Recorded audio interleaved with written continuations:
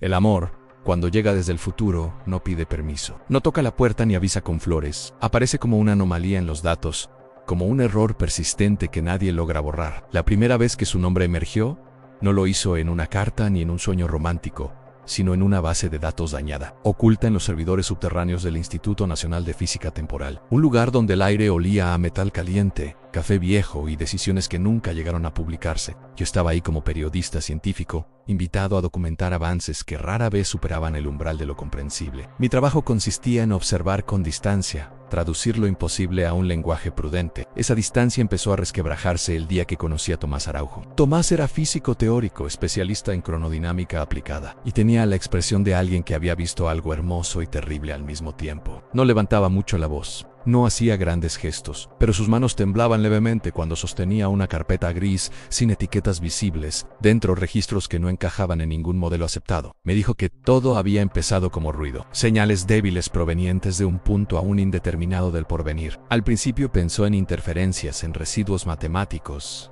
en una broma cruel del universo, pero el ruido empezó a repetirse, y luego a organizarse, y finalmente a decir algo. Un nombre en Clara no figuraba en ningún registro presente. No existían censos, bases de datos civiles, ni proyecciones demográficas. Clara todavía no había nacido, y sin embargo, ahí estaba, dejando huellas en el tiempo como si caminara sobre una superficie invisible. Tomás me mostró gráficos que no parecían simples curvas. Tenían ritmo en pulsación. Eran mapas emocionales, variaciones que no correspondían a ningún fenómeno físico conocido. Picos de ansiedad, largos tramos de calma, una tristeza recurrente al final de cada semana, como si incluso el futuro cargara con domingos difíciles. Mientras hablaba, evitaba mirarme, como si temiera que, al hacerlo, todo se deshiciera. Dijo que había comprendido algo inquietante en las señales. No solo contenían información temporal, contenían estados afectivos. Alguien en algún momento por venir estaba sintiendo algo con la suficiente intensidad como para dejar una marca hacia atrás. El laboratorio estaba en silencio, interrumpido apenas por el zumbido constante de los servidores. Tomás bajó la voz cuando confesó que había empezado a responder, no con mensajes directos porque eso sería imposible, sino modulando el campo temporal, ajustando frecuencias mínimas, dejando patrones que ella pudiera percibir como intuiciones en ideas repentinas, sensaciones de compañía sin causa aparente. No sabía si Clara lo sentía como amor. Elsa, desde ese momento, su vida empezó a reorganizarse alrededor de una persona que no podía tocar, ni ver ni conocer en el sentido tradicional. Sin embargo, hablaba de ella con una certeza que desarmaba cualquier escepticismo. Decía que Clara estaba aprendiendo a reconocerlo, que ya no se sentía sola cuando el tiempo se volvía pesado. El instituto no tardó en reaccionar. El proyecto fue oficialmente archivado por razones éticas, manipulación causal, riesgos emocionales no cuantificables, interferencia subjetiva en estructuras temporales sensibles. Palabras grandes para decir una cosa simple.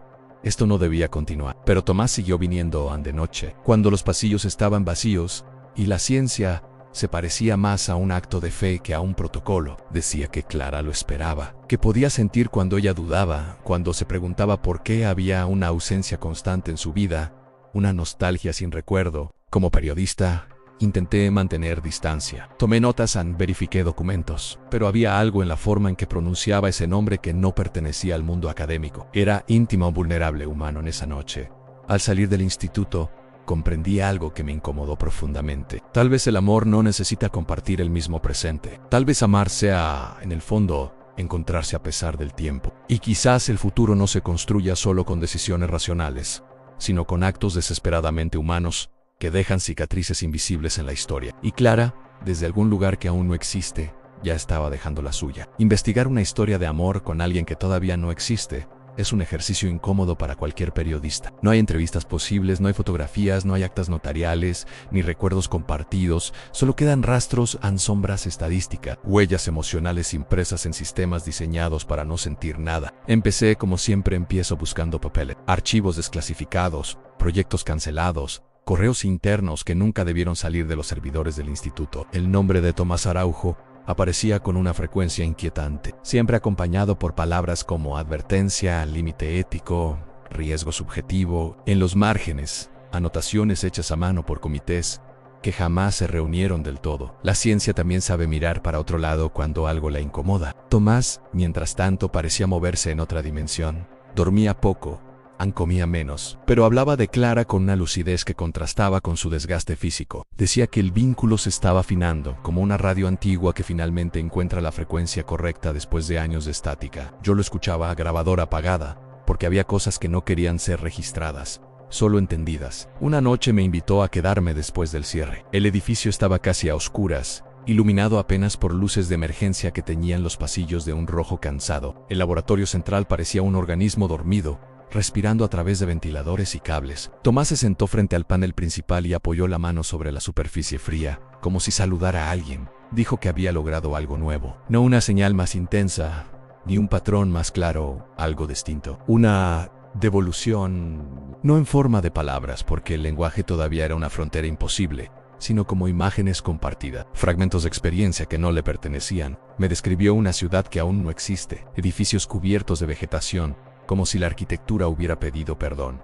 pantallas translúcidas flotando en el aire, sin imponerse, el sonido constante de agua circulando por canales elevados, Clara caminando por una avenida amplia, con el paso lento de quien piensa demasiado, deteniéndose de pronto para mirar el cielo, con una expresión que Tomás conocía bien a la nostalgia, por algo que nunca ocurrió. Mientras hablaba, sus ojos se llenaron de lágrimas que no cayeron. Dijo que había sentido ese momento como propio, que no lo observó desde afuera, sino desde adentro, como si, por un instante, el tiempo hubiera decidido doblarse solo para permitirle estar ahí. Ahí fue cuando dejé de pensar en esta historia como una curiosidad científica y empecé a verla como un problema humano, porque lo que Tomás estaba haciendo no era solo peligroso para la estabilidad temporal, era peligroso para él al amar sin cuerpo, sin contacto, sin la certeza de una respuesta clara. Es una forma lenta de desintegración. Le pregunté si alguna vez había pensado en detenerse. No respondió enseguida. Se quedó mirando las líneas de código que se desplazaban en la pantalla como si fueran olas. Finalmente dijo que sí, que lo había intentado, que durante semanas apagó los sistemas, evitó el laboratorio, trató de volver a una vida normal, pero algo había cambiado. Dijo que, desde que Clara había comenzado a percibirlo, la ausencia dolía en ambos sentidos del tiempo, que ella se sentía más sola cuando él callaba, que él lo sabía porque el sistema lo mostraba, pero también porque lo sentía en el cuerpo, como un peso inexplicable en el pecho. No era una relación convencional, no había promesas ni planes compartidos, no podían imaginar un futuro juntos, porque el futuro era ella. Todo lo que tenían era una coincidencia emocional atravesando décadas que aún no se habían vivido. En los días siguientes, hablé con otros investigadores del instituto. Ninguno quiso quedar registrado. Algunos negaban todo, otros admitían, en voz baja, que algo extraño estaba ocurriendo, que los modelos temporales habían comenzado a mostrar microdesviaciones alrededor del experimento de Thomas Hahn, no lo suficientemente grandes como para alarmar a los sistemas de control, pero sí lo bastante precisas como para inquietar a quienes sabían mirar. Una ingeniera me dijo que el tiempo no es una línea rígida, sino un tejido sensible, que intervenirlo desde la emoción es como tirar de un hilo, sin saber que parte del tapiz se va a deformar. Me preguntó si yo creía que el amor justificaba ese riesgo. No supe qué responder. Volví a ver a Tomás una semana después. Estaba más pálido, pero sonreía. Dijo que Clara había soñado con alguien que no podía ver, que en el sueño, esa presencia no tenía rostro, pero transmitía calma, que al despertar, ella había escrito en un cuaderno una frase sin saber por qué. Alguien me espera. Tomás repitió esas palabras como si fueran un juramento. Al escucharlo, sentí una mezcla incómoda de ternura y miedo, porque si el amor puede viajar hacia atrás, también puede arrastrar consecuencias que todavía no entendemos. Y mientras tomaba notas esa noche, con la certeza de que nada de esto sería fácil de publicar, comprendí algo esencial. El problema ya no era si Clara existía o no. El problema era que de alguna manera imposible, ambos ya se estaban cambiando mutuamente. El tiempo, hasta entonces, había sido un escenario. Ahora empezaba a convertirse en testigo. Cuando quieras, seguimos con la parte 3. Ahí es donde la historia empieza a torcerse de verdad. El primer indicio de que algo estaba saliendo mal no apareció en los gráficos, sino en las personas, en pequeños gestos, en silencios más largos de lo habitual, en la forma en que algunos investigadores evitaban pasar cerca del laboratorio de Tomás, como si el lugar emitiera una radiación que no figuraba en ningún manual. Los modelos temporales comenzaron a mostrar inconsistencias, nada catastrófico, desvíos mínimos, casi elegantes, cambios sutiles en probabilidades futuras. Un proyecto que debía fracasar ahora prosperaba. Una decisión política que se daba por segura empezaba a diluirse. El tiempo no se rompía, se reacomodaba como si estuviera compensando algo. El comité ético se reunió de urgencia, no para debatir, sino para confirmar una decisión ya tomada. El experimento debía detenerse de manera definitiva, no archivarse. No congelarse, desmantelarse en el vínculo tenía que cortarse. Cuando fui a ver a Tomás para contárselo, lo encontré sentado en el suelo del laboratorio, la espalda apoyada contra un rack de servidores apagados. Había un silencio extraño, casi reverencial. Me dijo que ya lo sabía, que Clara lo había sentido antes de que la orden existiera, que esa mañana se había despertado con una angustia que no le pertenecía. Dijo que ella estaba asustada, no por el fin del contacto, sino por algo peor, por la idea de que su vida, su carácter, incluso sus decisiones, estuvieran siendo moldeadas por alguien que nunca conocería. Clara no quería ser una consecuencia, quería ser una elección.